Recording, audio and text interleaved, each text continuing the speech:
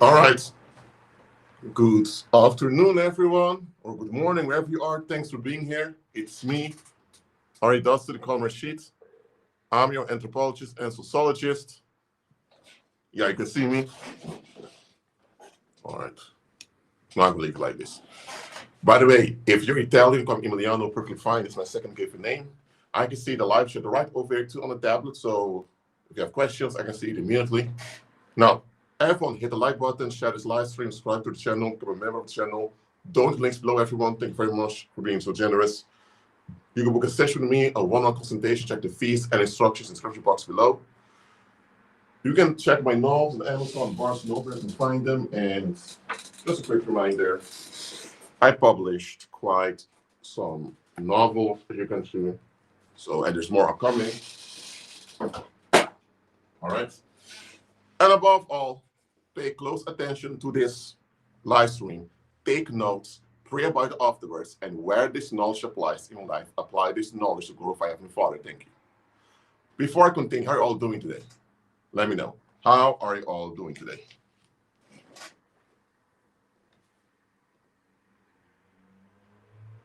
God is good, y'all. God is good. Amen. I see Maria say hi, Maria. Thanks for being here. God is good. I'm going to start with a few questions, okay? And I want you to answer in the live chat. If, let's say me, I grew up in the Netherlands. I speak Dutch fluently.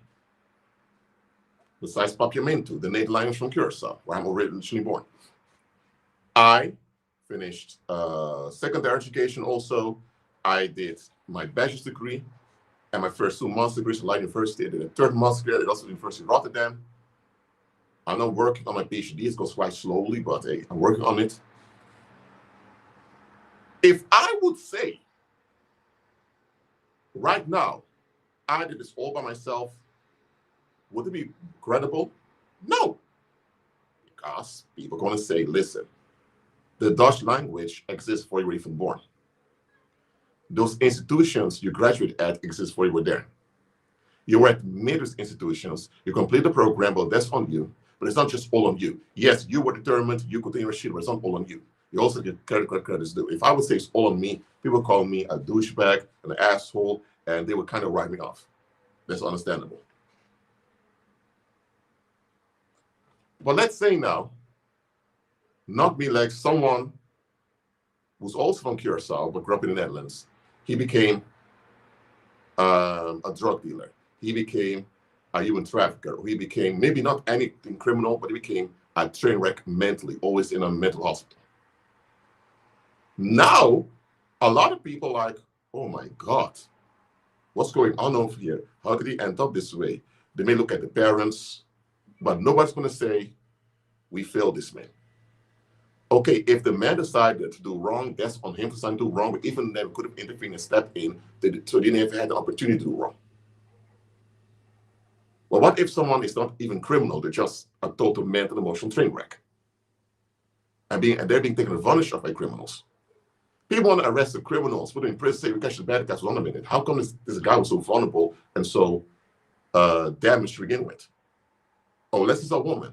If a woman ends up marrying a wealthy man and she ends up also doing her master's degree, whatever, she does all the things society expects. They give her a big applause, but guess what? The applause society gives a real applause towards themselves as a people, because without the people giving her all these opportunities, without people behind the scenes granting her the permission to succeed, she won't succeed. Let's say you have a woman that because of her dark skin complexion, she's discriminated against. And even though this doesn't happen that quickly here in the Netherlands, it happens to be sure a lot more, but let's say this woman, because of her background or her skin complexion, everyone looked down on her and ignored her. She's talented, she's gifted, but she can't get anywhere because somebody gives her opportunity. People keep sabotaging her, keep downplaying her. If she ends up struggling in life, God forbid she ends up doing prostitution to survive or whatever, because she end up a single mom because her partner left her with someone else. Because it's a woman, people may feel a bit more sympathy, but people still are going to try to put all the blame on her she made wrong decisions, or she was raised by that. No one will say, we the people failed. Is it okay for an individual to always take credit when there's good outcomes, but to always have disclaimers when outcomes are bad? It's okay for an individual to do that. It's okay for an individual, man or woman, to always have claims when there are good outcomes, but when things are challenging or bad, suddenly they only have disclaimers and excuses. Is that okay? Let me know in live what you think. God is good, yo.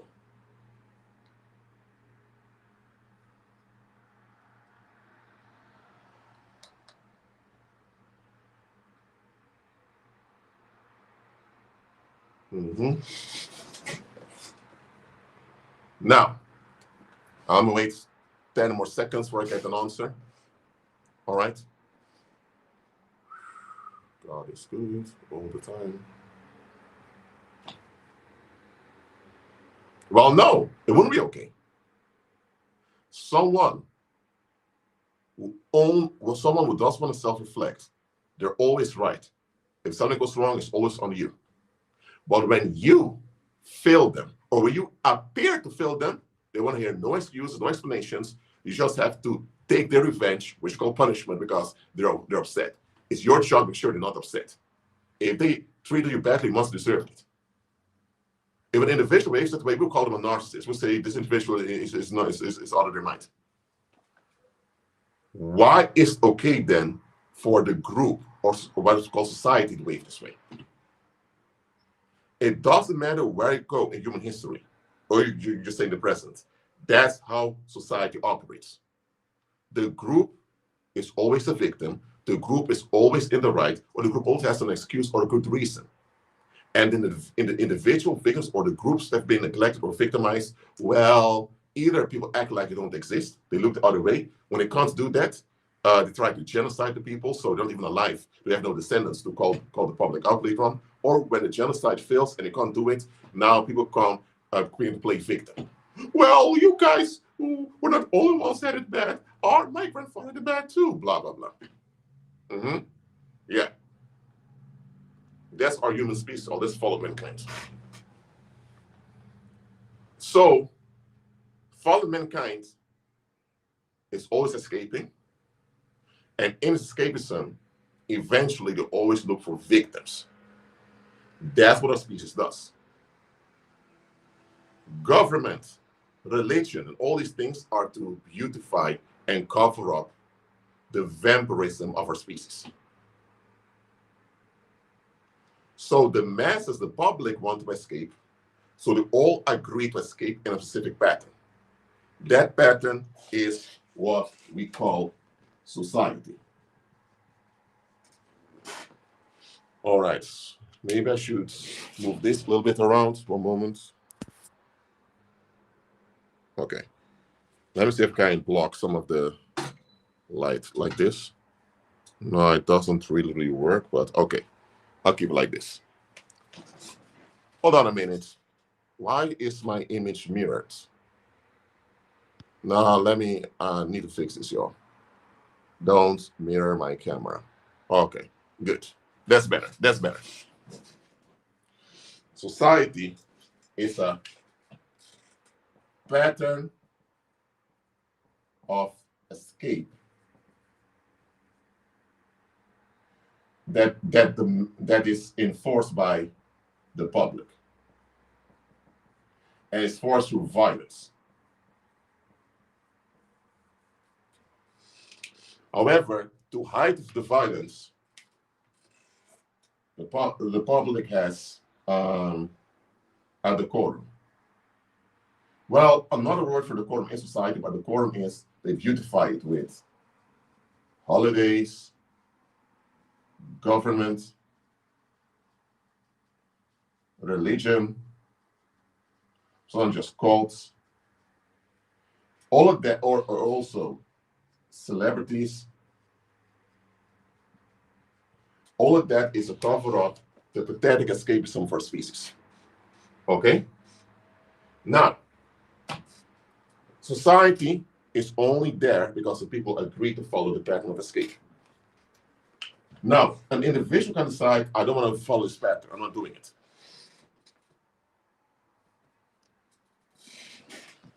King Josh, I'm glad you're King Josh. It's hard. Let me see. An individual can say, I don't follow this pattern. But guess what? If you decide, I don't follow the pattern, try to get a job, see how it works. Or try to make friends, or try to get a partner.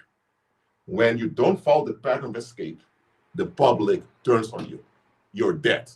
They may not flat out kill you immediately, because, hey, if they do that, then they're exposed and they have no credibility anymore, especially towards the children. Then you want to groom also into this pattern of escape. So what happens is they'll either abandon you and let you starve to death, hoping you'll crash.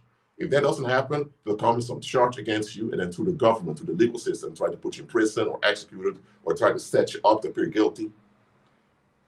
That is what the message does. When you align with the public's escape, it's called being polite. Polite simply means you're harming people's escapes. Rude simply means you disregard the escape that people want. That's all this works between politeness and rudeness. The only difference between someone being polite and being rude is whether or not they align with the escape that the people there are holding on to. And a lot of people decide to be polite because they don't want others to be upset with them. They want to be abundant. They don't want to become the target, so they get along. So again, society is a pen of escape enforced through violence. And listen, every one of us was born as a little baby. Every one of us were raised by people around us. It's not on us what happened before us. Our ancestors had their turn on the earth. What they did with their turn, that's on them. Christ will deal with them for that at the resurrection. For us now, this is our turn now. What are we doing now with the history we can afford out of, and what are we leaving? What are we doing with the present that will affect the future? That is on us. Okay? So if your father was a drunkard, a piece of trash, that's on him. Heal from the painful childhood you have, so you don't become like him or worse. Simple as that. If your mom was wasteful, hey, not on you. Why blame yourself? Just don't let her damage continue in you. Also, that you become the one harming other people also. But anyway, that's society.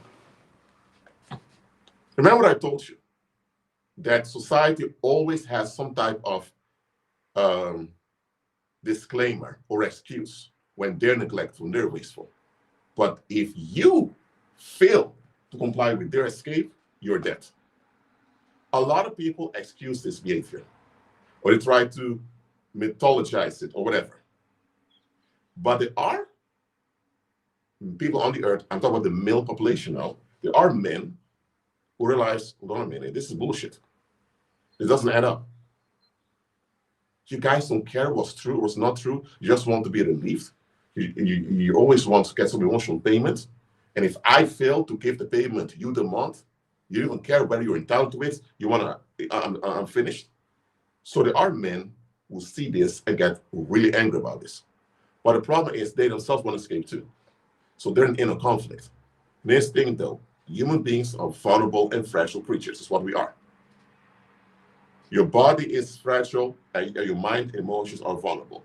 That's what we're vulnerable and fragile is what we are. We're weak as human beings. That's how God designed us. And why God designed us this way is that we will operate in His power, which is the ultimate design God made. The human being is the ultimate design God ever designed. Okay? However, there are men who are so disgusted by the fact they're made in a vulnerable and fragile way, they want nothing to do with it. But you know what? That's sad for them, but because, hey, you are a vulnerable, fragile creature, you are a human being. Whether you like it or not, this is what you are. And you still need an enforced guidance to function well. So there are men who get so disgusted with the fact how they're made, they're so angry and loathsome about it. They don't want nothing to do, they don't want no agency. Remember the live stream I made, I believe, was 2 or 3 days ago. I made a live stream talking about how to recognize predators, and also made a live stream about about reprobates. A reprobate is a human being. They're not just toxic or wasteful like wicked people are. Reprobates are what we call evil people. They forfeited the human agency altogether, and they are in continuous survival mode. hating themselves and lashing out their hatred towards themselves and other people. That is the reprobate. Now, there are reprobate men that want to end themselves while bringing others down with them, because they want to be relevant when they bring themselves down.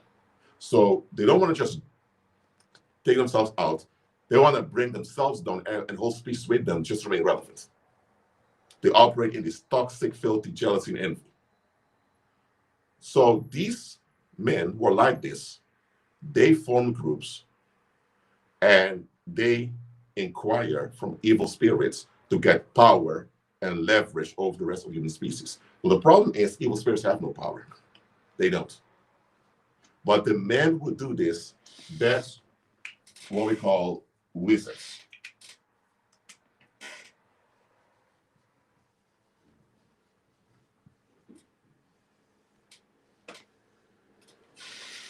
So a wizard is a male. There's no such thing as female wizards.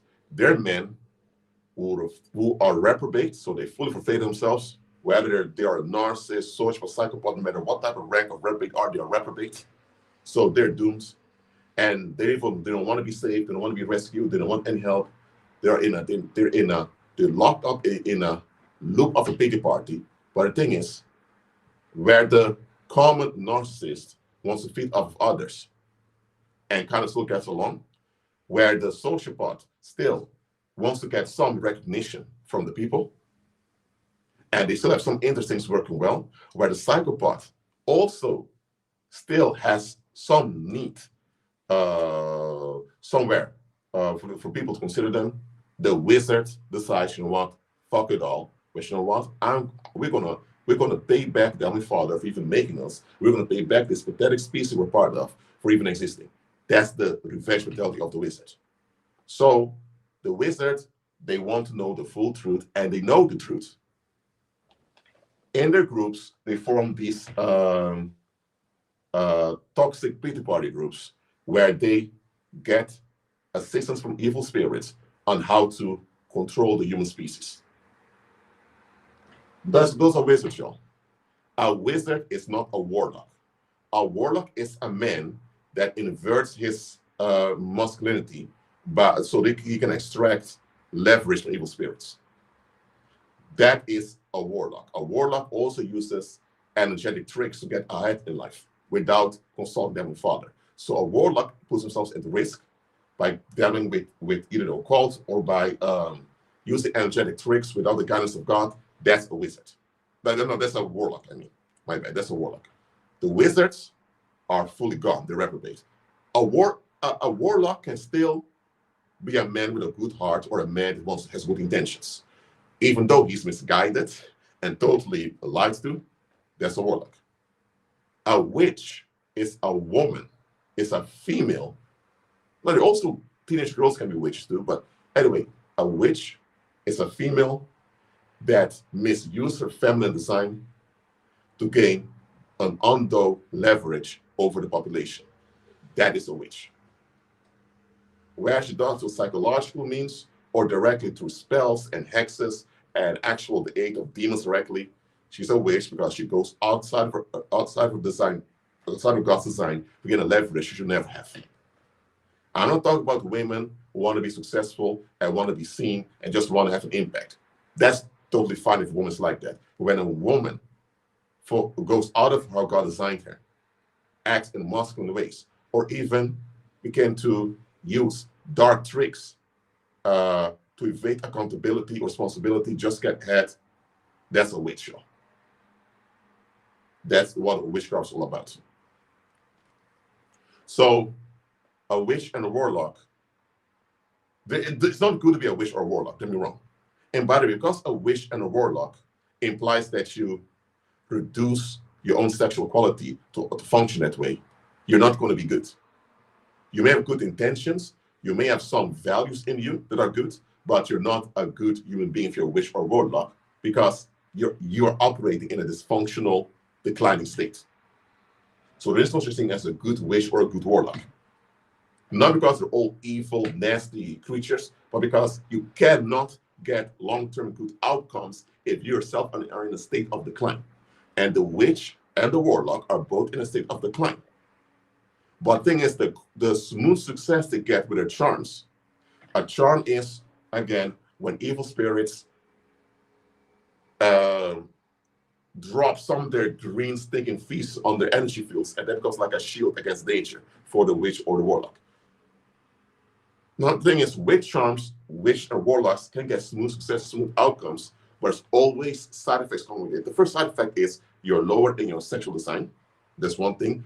That alone brings trouble for you. Secondly, witches and warlocks only have delay of danger, but they don't have real security, real safety. All right? So let's say you can't be a good witch or a good warlock because you are already you are in a state of decline, sometimes even unaware. All right? Now, other witch and warlocks will actually become straight up reprobate evil. Yes, those existed. Anyway, you shouldn't be involved in those things. The only spiritual activity and only power God authorizes and allows is his own power, which is 100% good, which will not backfire on you, will have no side effects on you and other people. All right? And other spirituality will always backfire on you and those around you. All right? All right. But now we know what wizards are. Wizards, they become wizards by following education. They have underground universities, underground colleges where wizards can follow courses, follow training to become, because wizards are the de facto private government of Hellel, when we call Satan. They are the priest class between the evil spirits and the human population. So the wizards are the, can you guys see this? No, you know what? Let me use another marker. They are the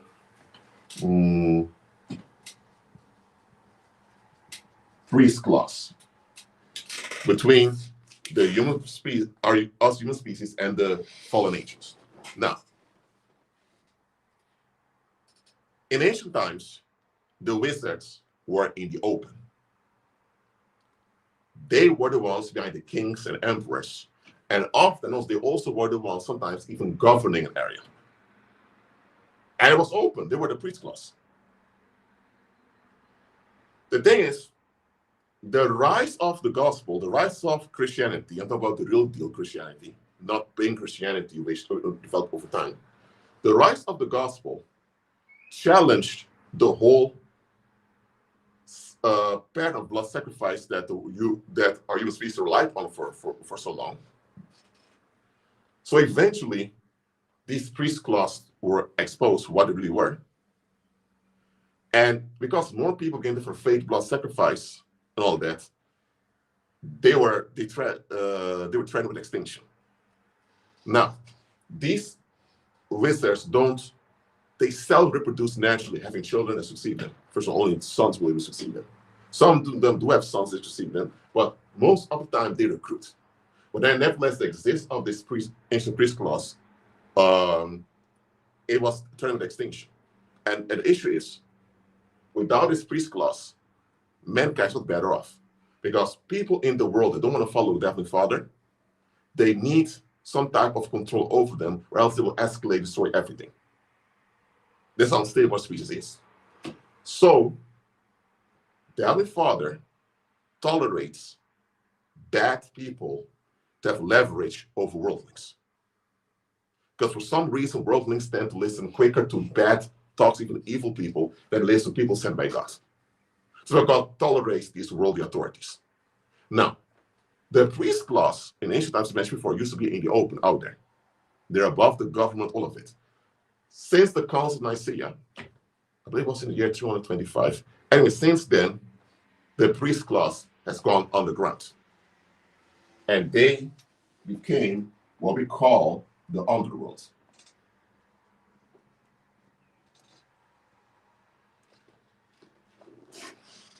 Before then, the wizards worldwide were the ones that did the dirt for the public. So anytime the public had toxic unrest going on, the wizards would agree, okay, we need to bring some relief now to the people. So We're going to, instead of people themselves going looking for victims, we're going to look for the victims for them. We're going to arrange the victimization just to keep things functioning. That's what it used to do. And crime did happen. And yet, crime groups here and there, but she had no criminal world yet, like we have now. What happened was when the priest class, international priest class, went underground, these wizards now had to operate in the skies.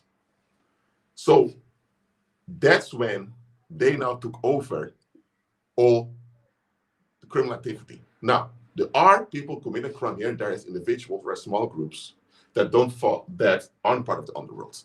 The underworld is the international priest class of visitors on the ground, and they also took over the world of crime.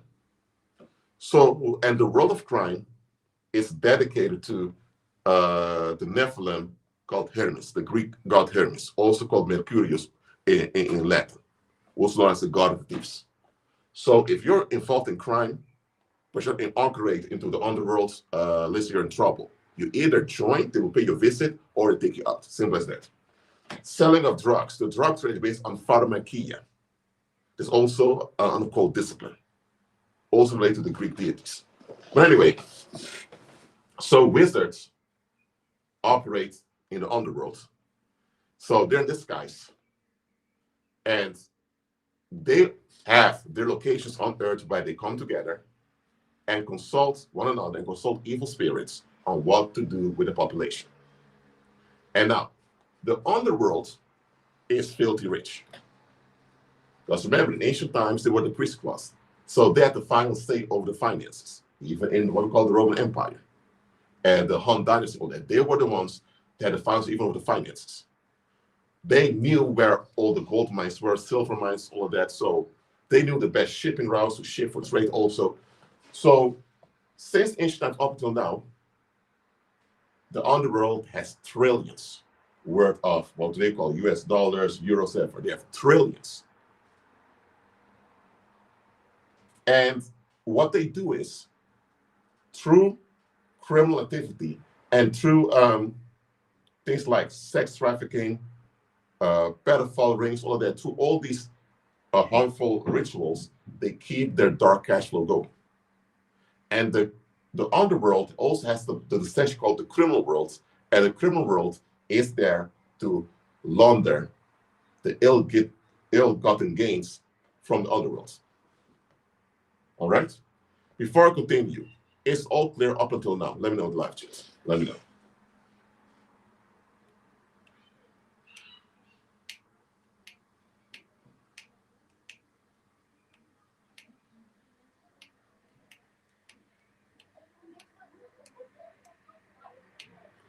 All right. So I want you to understand this. Wizards are not that many on the earth. All right? Because the thing is, you have to be a reprobate to join. That's to begin with. Or you have to become a reprobate. So when believer, man can never become a wizard. After you're a believer, those spirit dwells in you forever. You have to be an unbeliever who has no interest in being saved, who prefers to go to lake of fire. This is what you have to be. This is how you qualify. So wizards, they've thrown away empathy, sympathy, compassion, any type of, softness that make them relate to other people. Now, because wizards have to operate underground, they need a front. And the main challenge for wizards are believers, male and female. Okay? Believers, those who follow Christ, are the only main challenge for wizards. Because worldlings fall for wizards all the time. They're not a threat. The main threat for wizards are believers. Especially believers walking in the power of God. And you know what? The ancient priest class almost went extinct because believers were the ones thriving. That's also why the Roman Empire almost collapsed at the time. With the Council of Nicaea and the pagan Christian structures that were established later on in the Vatican, the ancient priest class now had a mosque to operate on. They developed their version of Christianity, which is watered down to the ancient mysticism that was back then. And this is used by these men, if you can still call them men, to function. So wizards often pretend to be Christian men, or pretend to be believing men, or prophets of God, or whatever. Why? Because that's the shield used. Because here's the thing. Though to the resurrection of Christ, up till the day Christ comes back, the blood sacrifice is diminishing in its strength. Blood sacrifice, or ritual victimization, was the way for mankind to relieve itself from its inner emotional and psychological unrest collectively. But then, though to the death and burial and resurrection of Christ, this effective blood sacrifice begins to decrease. So the international priest class, they're not as powerful anymore like they were during the time the Jews walked the earth. In the 4th century, they kind of had no power at all anymore. They had no leverage at all anymore. So they had to shield themselves as if they're believers so that actual real believers will support them. It works like this. Wizards form their groups. They fake being believers, fake about values, charity, love, you name all of that. Why is that? The real believers join their groups below them, and real believers pray for them, end up shielding them. That's how wizards survive. Wizards are not like an ancient classical antiquity where they could just walk around as the wizard and people know who watch out for him or her. Or even the emperors and the kings knew to watch out. It doesn't work like that anymore. They still be revered in many places in the world, unfortunately. But the thing is, they have to mask themselves. And the main mask they use is mask of being a believer. Are some of the masks with religion? Well, some masks as Buddhists, as Hindu people, or Muslims, or Shinto people, whatever. They use various masks, but the main mask uses that of a Christian. Why? Because the power of Christ is the only thing that can shut them down. As a matter of fact, the power of Christ is the only thing that can shut down violence and evil on the earth. But the thing is, wisdom wants you believer to understand this, because then you would start use this power into your life. There's the thing. Worldlings want to use that power because worldlings want to escape, and you operate in the power of God. It's going to disrupt their escape, so they're going to come after you. And the wizards are not happy with that either. So the wizards are faking believers, and then they put out false doctrines and water down the gospel. Why? So that believers, generation of generation, fail to walk in real power. And that's how they now use those dysfunctional, defective believers as a shield for the Satanism and evil they're doing. By the way, you have this thing called the Church of Satan, which was established somewhere in the 20th century by a guy called Edwin LaVey. I'm not talking about that. That's just a kindergarten religion, as I would call it. It's more like art, an art form. That's not the real Satanism. The real Satanism, where people really are devil worshippers, exists since ancient times. Show. You know what I mean? Now, get this. Wizards, they know that they don't have any power. They know they have no legitimacy. And you know the worst thing is, they know that their father is real. Because let me tell you, to become a wizard, first of all, you need to go to where the wizards are to register yourself. I think they tell you from the start, listen, read the Bible first. No. Read the Bible first, then come back. Come back later, I'll read the whole Bible. Then they bring it to a meeting. In the meeting, they put the pentagram on the ground, like candles all that thing. Oh, look what happens. And fallen angels appear in their stinking, ugly, decayed form. They want you to see the fallen angels as we are. Not all hundreds of millions of fallen angels appear, no. But just a key top fallen angels, we call them top fallen angels, they appear. Sometimes Hallel or Satan himself appears too. And these fallen angels, they are in real life, will tell you how they were banned from heaven, how they lost the civil war in heaven, how Adam and Eve were real, Noah's real, the Bible is real, the Holy Spirit is real, Christ, that resurrection is real. They also make claim that they're about to be detained in the lake of fire at the end. And yeah, so the only way out is to follow Christ. So the evil spirits will confirm the whole gospel to you. And the fact that pathetic, stinking entities are waiting to be detained forever. Even tell you to your face you're very stupid for to join them. Now, a lot of men would thought, hey, I'm going to join the dark side. I'm going to be bad, evil. That like, no, what? F this, I'm out. So people become believers afterwards. But our men would think, oh, I'm in. So they may go through serious humiliations. We have to load themselves. Eventually, they have to commit crimes, risk and go to prison. They have to, some even murder people during those assignments, here and there. And eventually, when they graduate, they undergo military-style training, these type of men. Now they operate in what we call the shadow government, also known as the underworld. Underworld is also known as the shadow government. All right? And once you're part of the shadow government, you actually state as private government on the earth. And now you get assignments to regulate a portion of the darkness on the earth. Maybe you have to manage the sex trafficking or the organ harvesting or the pedophile rings, or maybe you have to make sure you have to manage the false religions out there, or you have to manage, make sure that the women have a low self-esteem through propaganda and all of that. So each wizard now gets an assignment to work on.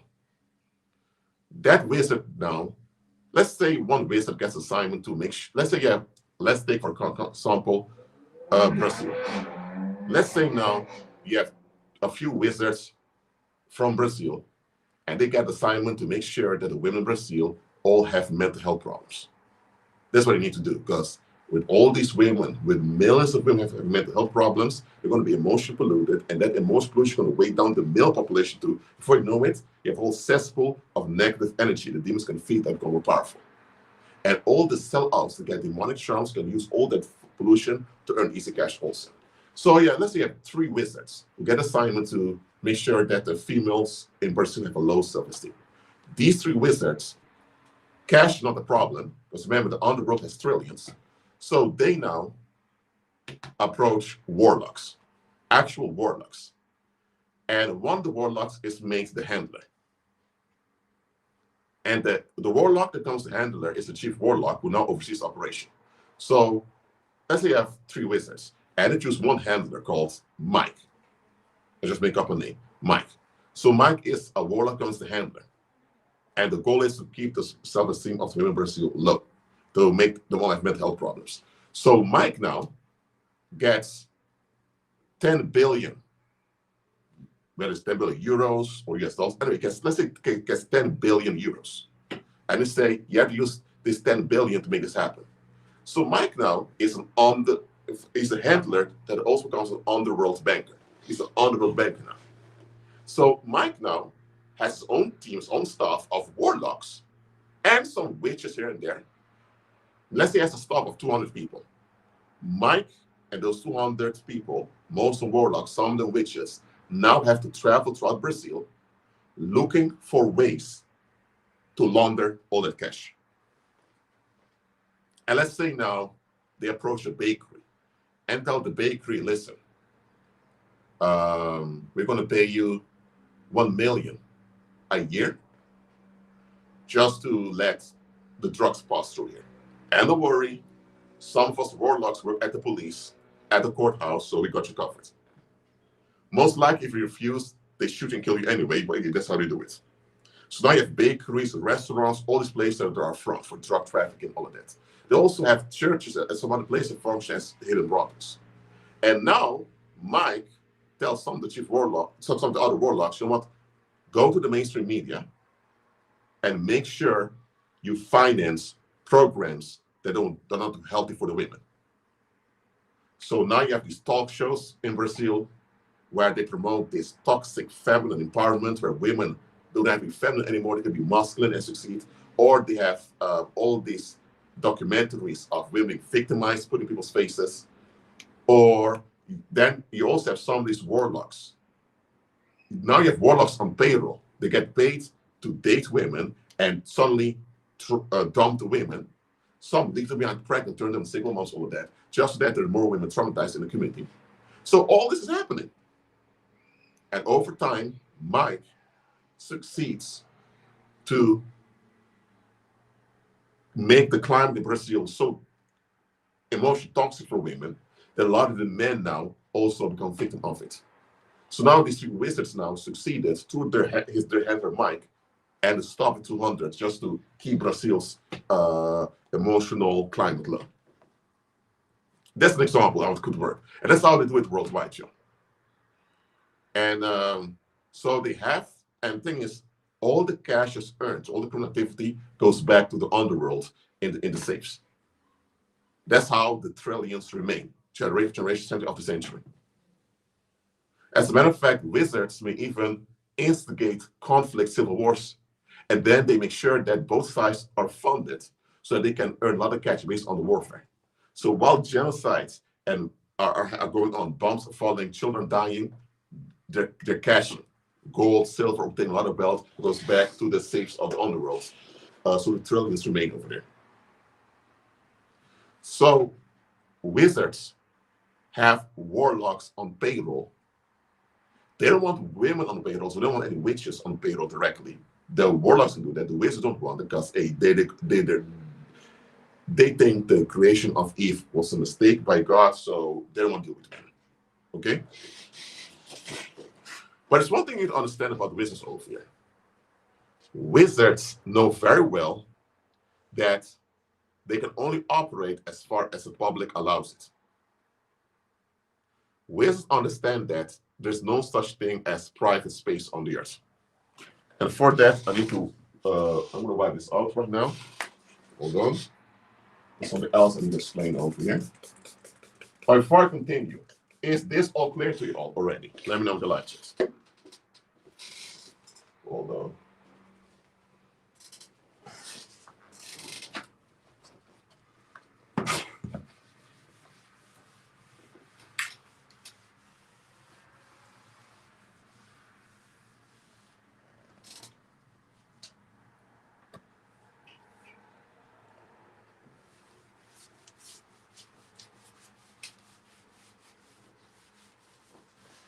Hold on.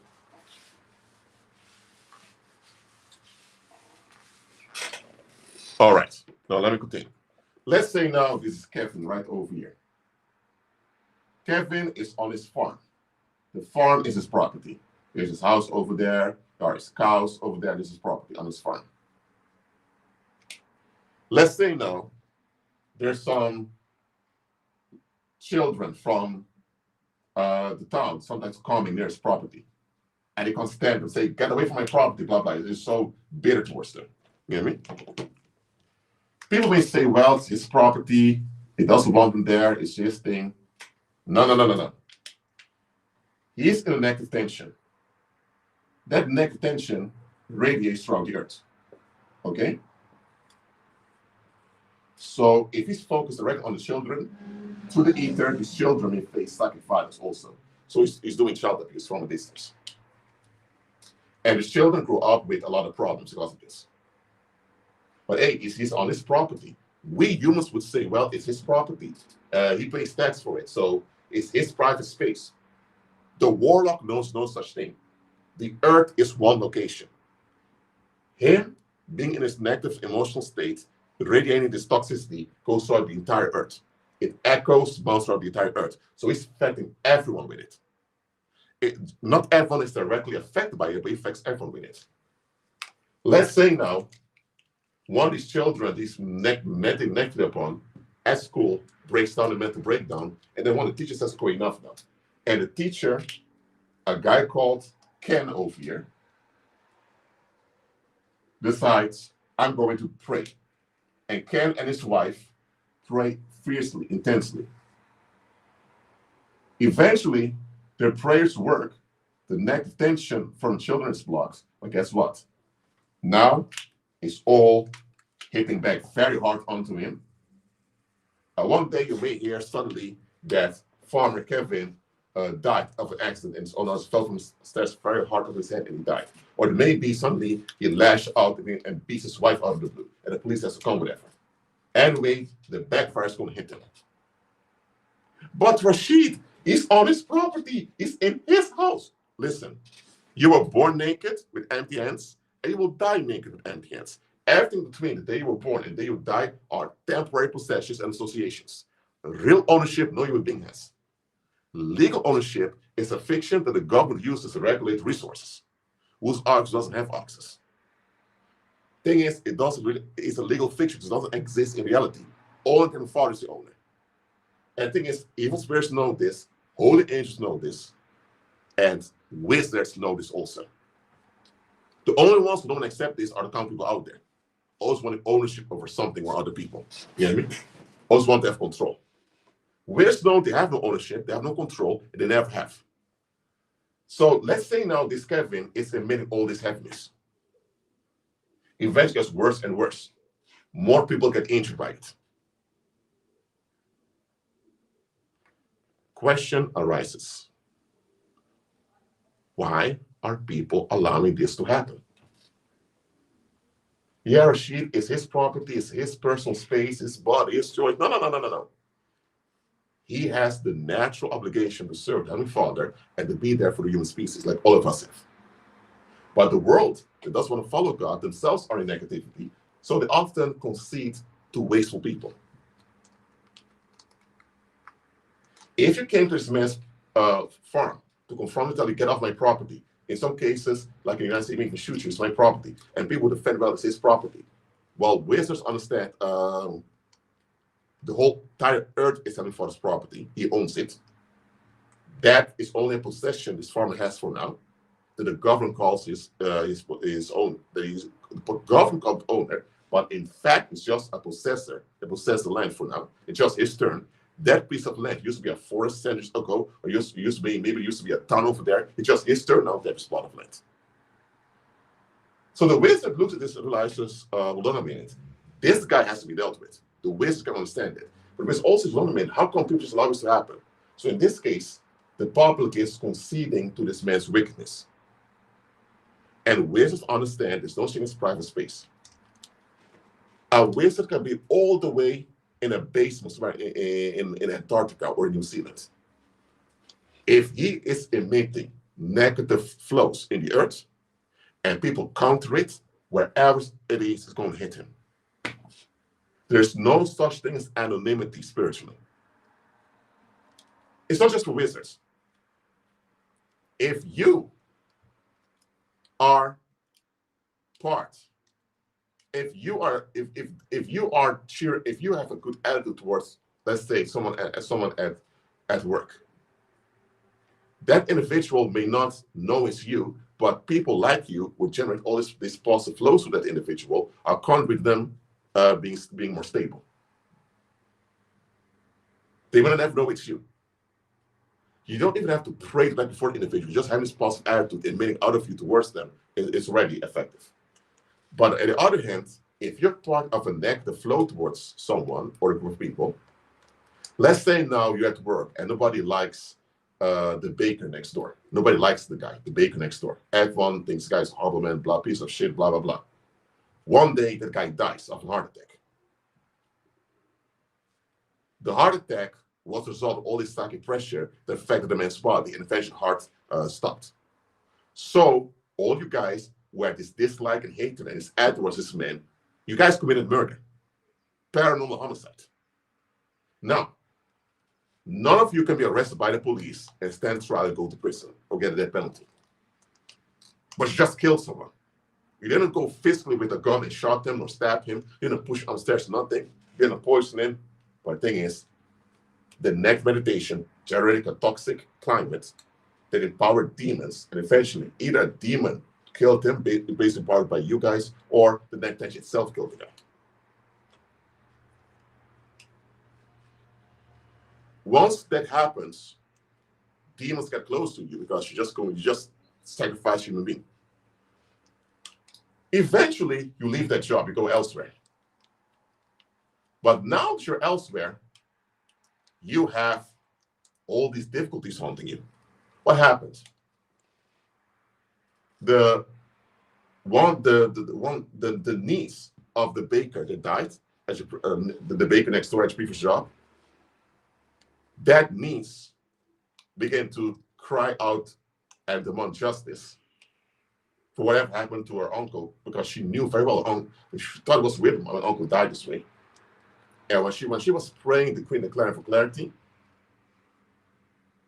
the guy's already dead.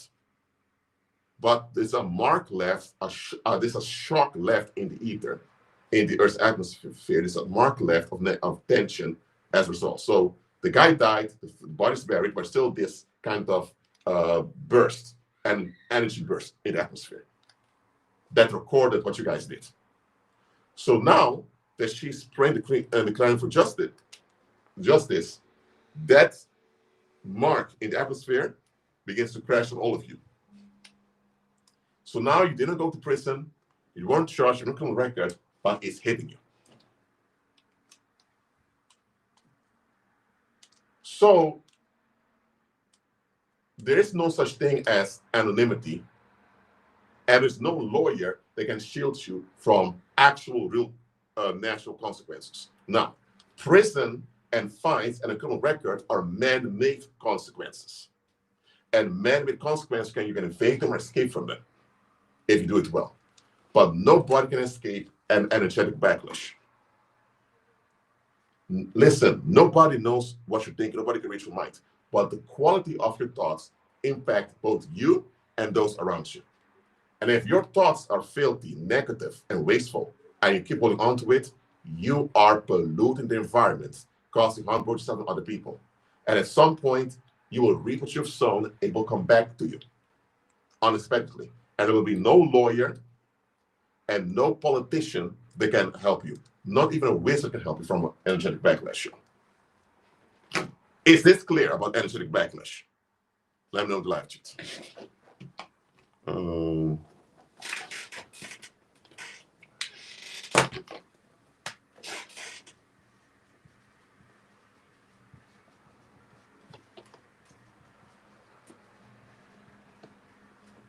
All right.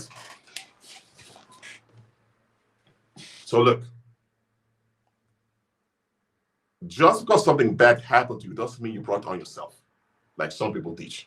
You can become collateral damage of all the tension goes on. But just know, if you are the one that brings forth the offense, woe unto you. Jesus said, it's impossible that no offense will come, but woe to him to whom they come. Don't be the one that contributes to the pollution, and don't be the one that keeps the pollution around. Because when that backlash comes, the backfire comes, you're going to be hit to the full. And those around you too. Because Jesus said, woe unto them to whom the offense will come. Now, wizards, even though they're suicidal and all that, they still want to be alive to be relevant while bringing the whole species down with them. So because they want to be alive, they don't want angelic backlash or anything or any intervention towards them. So this is what wizards do. Hold on, let me.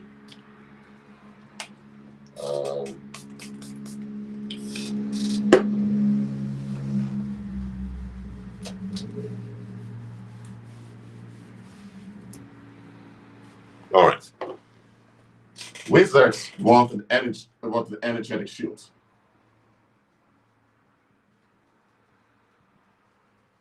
Also known as human shields. So it works like this.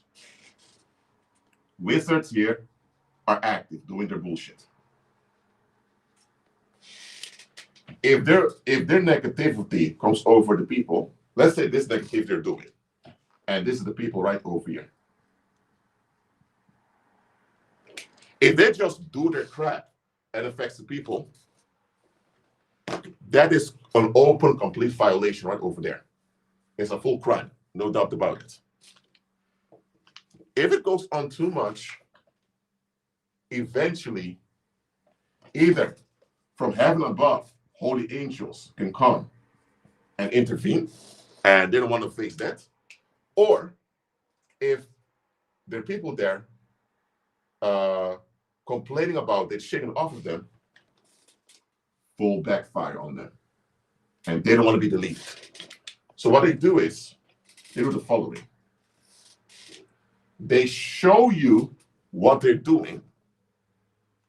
They don't tell you what they're doing, but they show you what they're doing, predictive programming.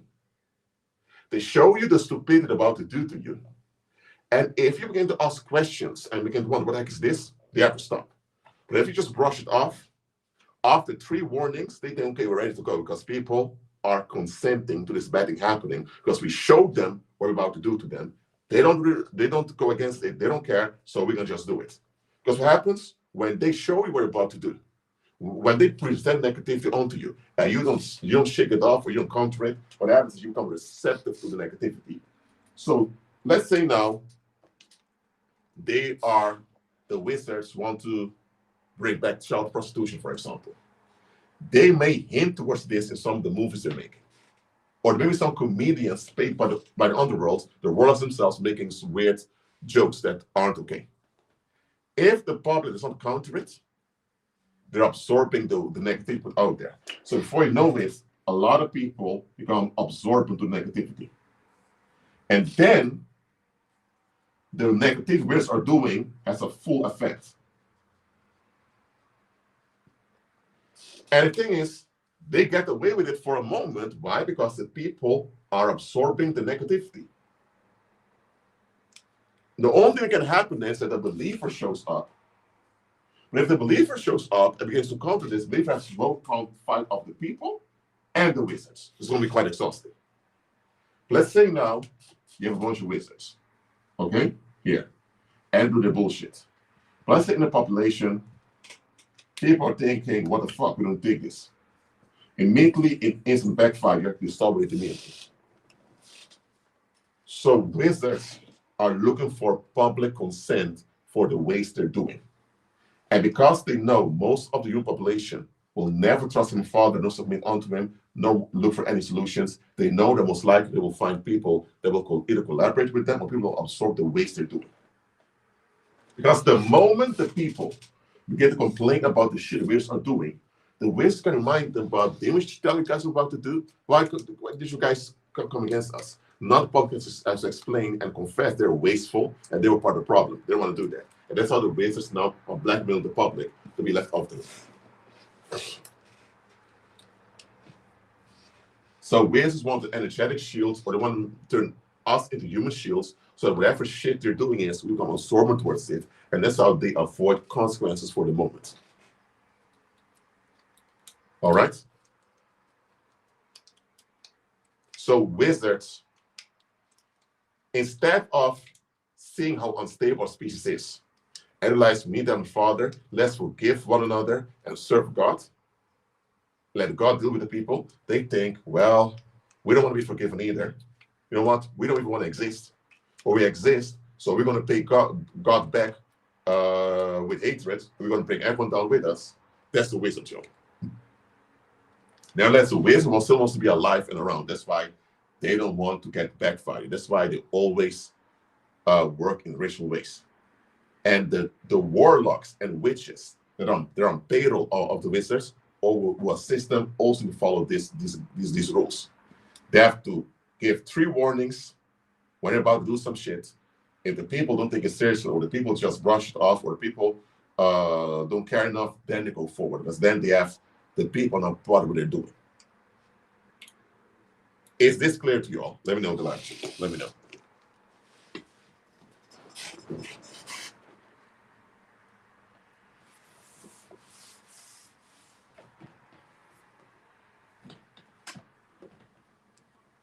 And here's what you don't understand.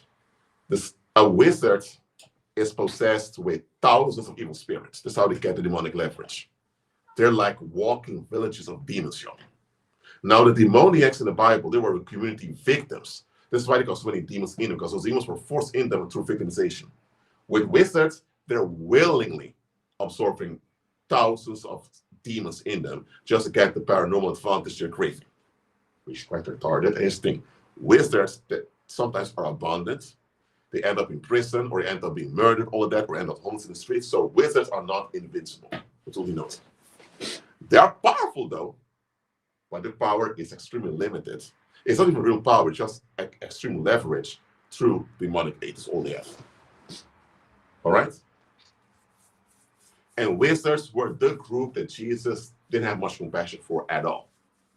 Remember, Nobody wears a tag, I'm a wizard. Even in ancient times, wizards would take on occupations in the people, whether as a professor, or whether as a teacher, or whether as a scholar, or a baker, or maybe even as a soldier, whatever. So if back then, wizards would often take on public roles. Now, Jesus had wizards hunting him down, stalking him, all of that, trying to set him up. Yes, a lot of scribes and Pharisees were wizards. Now, there are two types of warlocks. You have warlocks who are inaugurated in religious cults. They do report to wizards. But these warlocks often realize someone is a wizard, just as one is an elder or whatever. And they also have warlocks who have good intentions and see themselves as the good guys. So they don't report to anyone. They just think they're the good guys maintaining the community. What they're not aware of is that they're doing something demonic. So the demon that ends up support them is Beelzebub, because Beelzebub sees himself as a good guy demon, and the fallen angels follow Beelzebub, the good guy evil spirits. That's how they see themselves. They're the ones bringing up such warlocks. Same with witches. And one thing about the underworld is that they don't understand excuses nor compassion. If you fail an assignment, you get molested, beaten, sometimes even mutilated, or even murdered. That's how they work, y'all. But the thing is, that's why they run the criminal world, like the cartels, the human trafficking, all that. All these things, the cartels, the human traffickers are all on the payroll of wizards. They all are. Now, a lot of these cartel leaders are wannabe wizards. They're just never allowed to be part of the of Satan's government, so kind of pissed off about it. And all of these cartel leaders also taken out when they go too far. And this thing, though, these wizards believe they are gods over the human species. They are the ones managing good and evil down here. That's what they believe. I don't know how you can believe that. But anyway, wizards are not even that relevant. The only thing is to do a lot of harm on the earth because the human species doesn't want better. Wizards don't operate everywhere. In an area, in a city or town, or in just a location where a lot of believers worship every father, wizards even dare to come because they even lose their life. Wizards hang around where the people indulge in misfortune and neglect. That's where they can be quote unquote God over in their own thinking.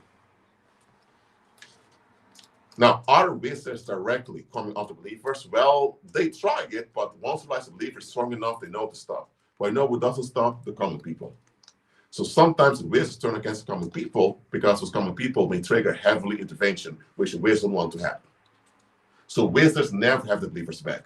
Sometimes they stand up for the believer, not because they support the believer on the Heavenly Father, but because they want the angelic intervention to comfort them. That's it. So there are two types of people that do crime. Those who just do crime because it's just the lifestyle. Those are outlaws. But an actual criminal is someone who's inaugurated in the underworld, and they follow the direction of the wizards through the handlers, who are the chief warlocks. And remember, these handlers, these chief warlocks that run these dark operations, they are the underworld bankers. They don't have the cash themselves personally in their account, but they have access to trillions of US dollars, trillions of euros, trillions of British pounds. They even have access to a lot of gold, silver. When it comes to cryptocurrency, my God, I don't say they run cryptocurrency, but when it comes to cryptocurrency, y'all, that's the way they hide a lot of their cash also. So cash is not the issue for these people. The only thing is only put cash into things that will bring forth misfortune. So if you have a business plan, and it's all about bringing a solution to the community, they're not going to fund a business. If you have a business plan, and based on the financial projections, based on these magical numbers, you can see it's going to be a misfortune with this, they'll give you as much as you need. 10 million, 5 million, 20 million, you just name it. And yeah, you have a lot of corporations, a lot of companies, even local governments in the world that are financed by underworld bankers, y'all. But Rashid, how they get away with it? Well, since ancient times, you know how to launder cash. So when it comes to fake businesses and all these structures, a lot of these on-the-road figures also became legislators, so they even make laws locally and there that makes it easier to launder their on-the-road cash. You get me? They have lawyers on their side. They even have police officers with experience on their side.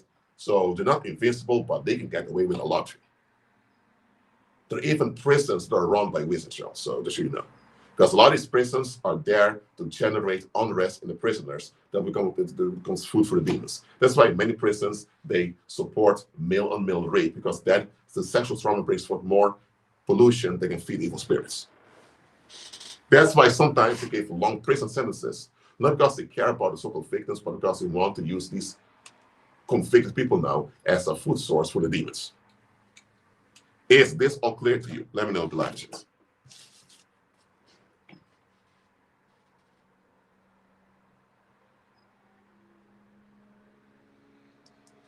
Is this all clear to you? Let me know.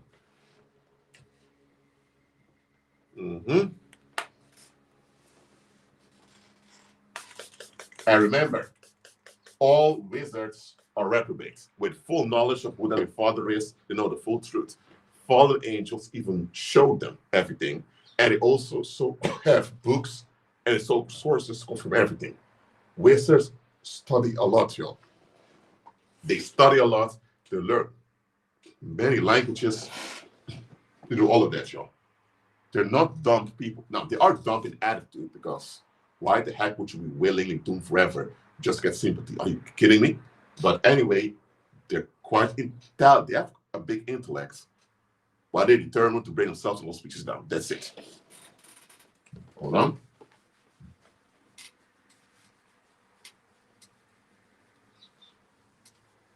And wizards, again, they don't walk around with a badge called wizards, dedicated to the doom of mankind. They don't do that. They may have their own organizations out there where they come together. They may use companies as a front, all of that. Whether it's a legitimate company that they use as a front or it's a fake company, doesn't matter. They do these things. So you're not going to just, you have to know the ins and outs to figure out where they are. But they are around, they walk amongst us. And listen, they're not bright. They are the lowest of human beings, really. They swim in feces, drink urine.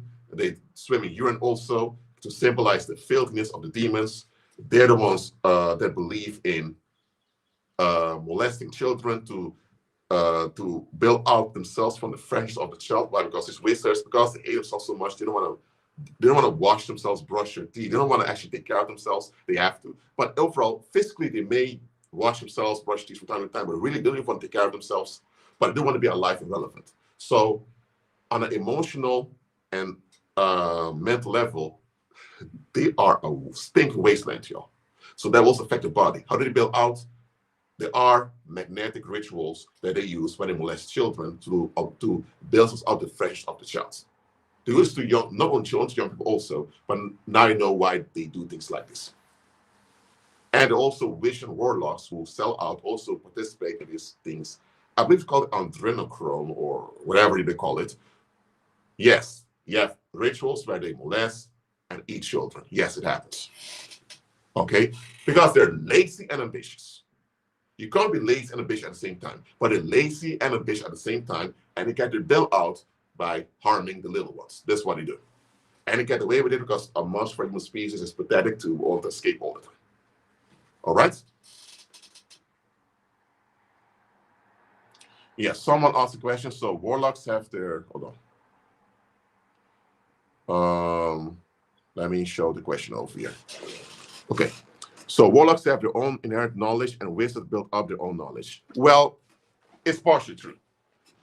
If you are from a family where generations, a big portion of the men become wizards, then you have big knowledge built to you.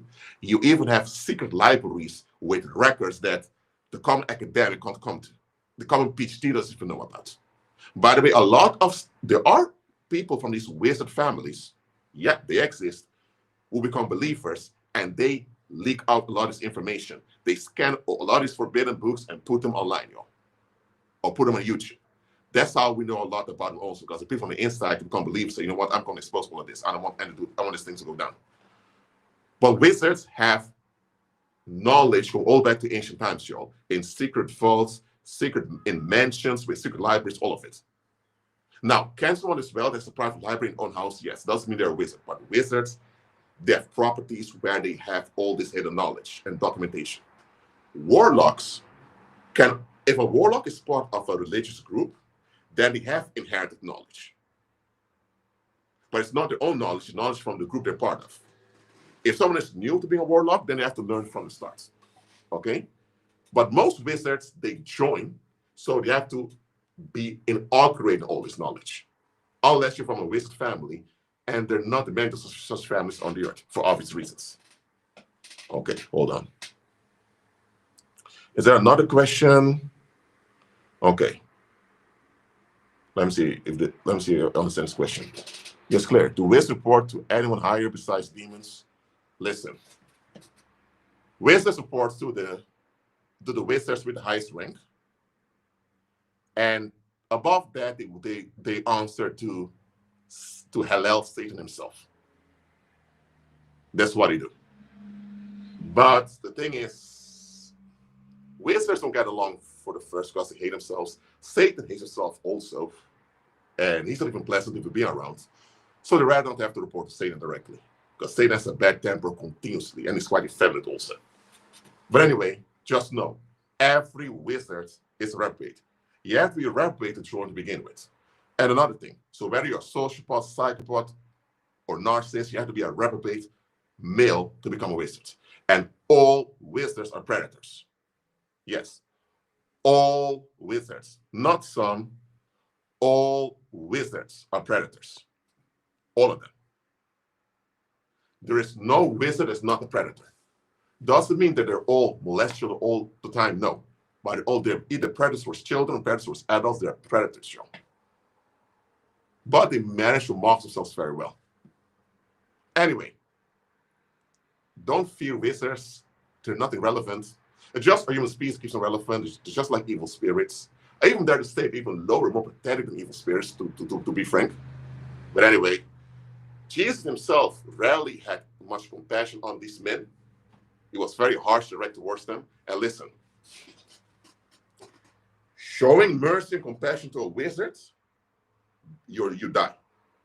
Because these men, for faith of being a human, they for faith, empathy, sympathy, all of that, they want to bring down the whole species with them in the pity party.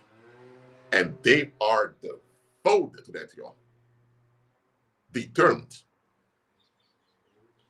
So, listen, that's why if it's wizards that come after you and you pray against what comes after you, that often holy angels will just go out there and take their life.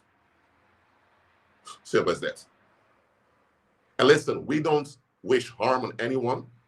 We just realize there are some human beings, they just have to die off for some solutions to happen in the population. And these wizards, sometimes they just have to go. Some of them rarely become believers. They become powerful, extreme powerful believers. But overall, once a man becomes a wizard, count them as eternally damned already. But anyway, okay, I don't feel sorry for wizards. I mean, what the fuck you become a wizard for, y'all? You know what I mean? Listen, just because someone has such childhood trauma doesn't mean they become evil, okay? There are people with a lot of childhood trauma, a lot of neglect, and they are dysfunctional now, but still they're people that want better. They become believers. And then there are people with big or also sometimes even almost no childhood trauma, just want to escape so much, and they become wizards. So it's not always that they were traumatized, whatever. I just want you to understand that. Are there any more questions? Let me know in the live chat, please. Are there any more questions over here about this topic?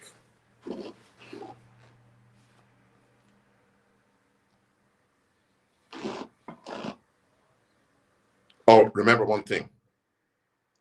Wizards, the main thing they want is to keep sexual anxiety in the human species. Because that type of pollution is the strongest pollution that humans can bring forth when we're done. The strongest pollution, strongest dirt bring forth is sexual anxiety. Also in sexual fear. That's the main thing wizards wants to keep around. Wizards are against human sexuality to begin with, the way God designed it. Wizards want full sodomy, and they want the extermination of all women. Or if the woman is still alive, want the women to be in a horrible, damaged state where victimized. So the wizards want. They really can't stand females. Just like evil spirits can't. But anyway, enough about these pathetic men. I can't wait for them for the ports of Lake of Fire. Really, I mean, what do we need to do with people like that? I don't hate them. I wish they would become believers. I invite them to become believers, but man, they're not going to listen to me. But anyway, wizards are around. Don't fear them. Don't even think about them. They're not even relevant. Keep walking by faith. Remain sexually healthy. Stay in a high vibration. Decide to be joyful. Feel good every day. Work on that. Work on feeling good every day. And you'll see the wizards around you will go down. They'll go down. And I want every wizard on the earth to be homeless, starving, and dying. It's not because I wish harm onto them. I don't. I just know they don't want to be better.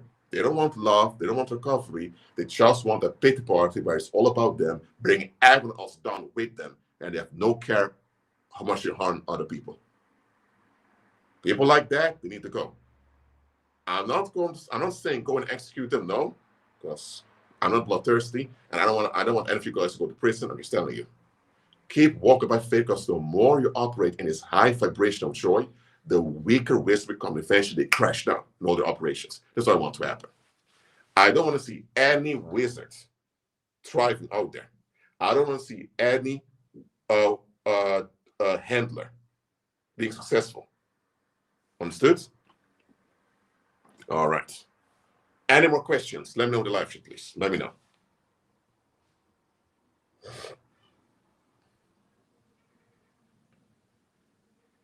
And remember, I told you, there's no such thing as private space. You can shield off information by blocking it, by making social media private, or you can block information legislation to hide things behind false that. But you can only shield off information for a moment. You can't hide things forever on the earth. That's not possible. And here's another thing.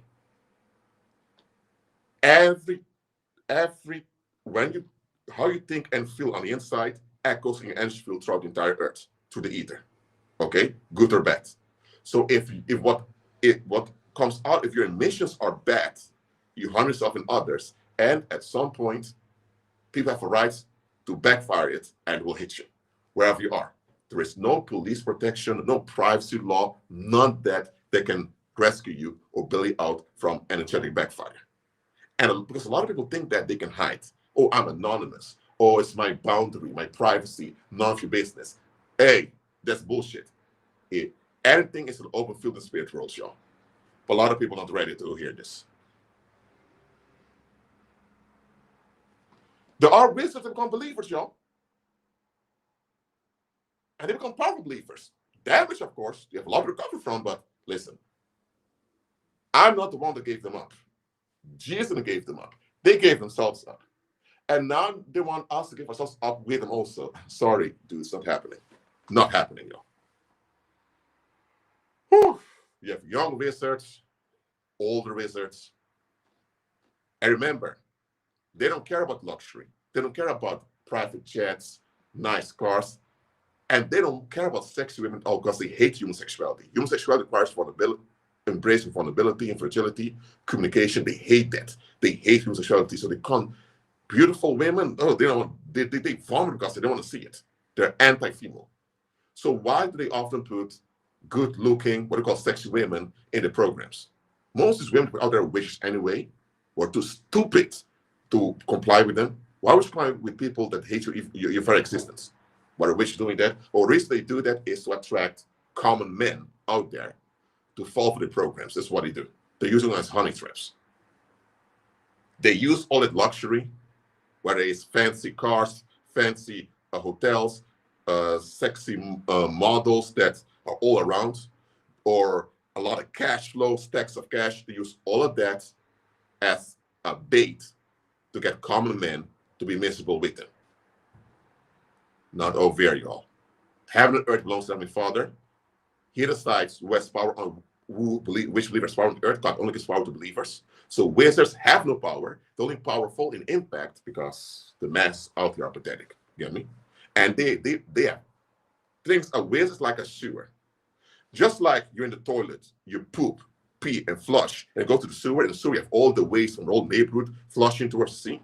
Well, see, like this, the wizard's like an energy sewer. All the waste from the public, they withdraw towards themselves, goes through their bodies with the demons, and it's how they become powerful.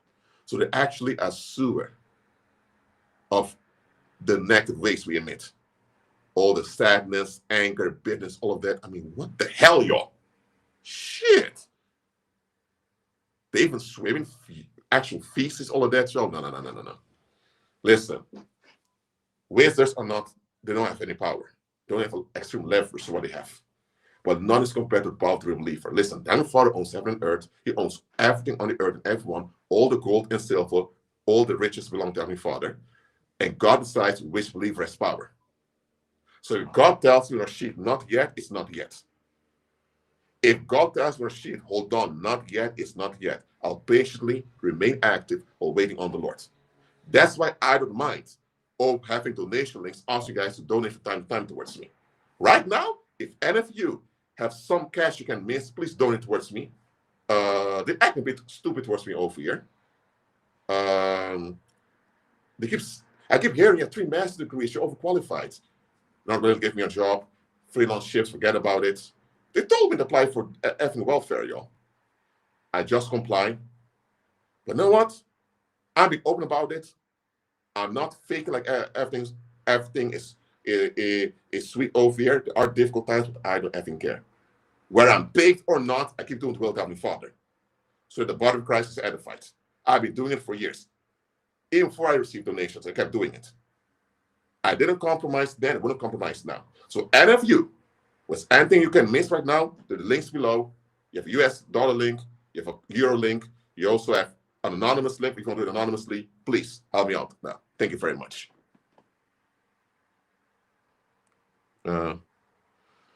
Anyway, when God decides it's time for sheets, then God himself will make all the cash flow and all the riches flow. Right now, that thought has a hold for me. And I don't know when God's supposed to do everything, but up to now, your help is welcome.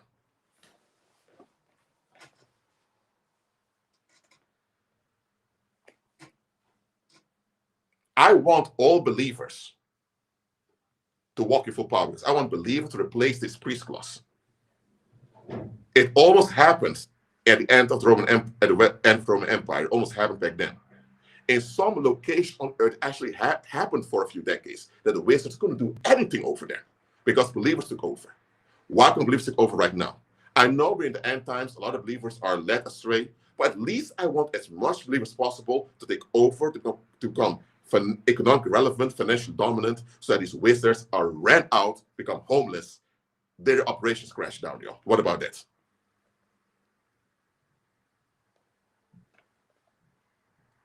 Hey, that's why I keep making these live streams, keep teaching all y'all. I don't trust any of you guys to teach you. I just ask for your assistance in donations anytime you can. If you have millions, you're a millionaire, please hit me up. If you're not comfortable setting a big check, is a big wire transfer like that, because there may be troubles with the bank, just call me. If you only have a few dollars, you can donate too. But if you have anything, just send it towards me. I'll use it for the glory of God. And I'm not leeching off you guys. I'm not a parasite onto you, because I am doing work. As you guys seen throughout the years I've been on YouTube, I did jobs, I did freelance shifts, but they want me to stop around here. It's not going to happen. If anyone can help me out, please do. But anyway, are there any questions about this topic? Oh, here's my new novel. Maria, that's great, that's great.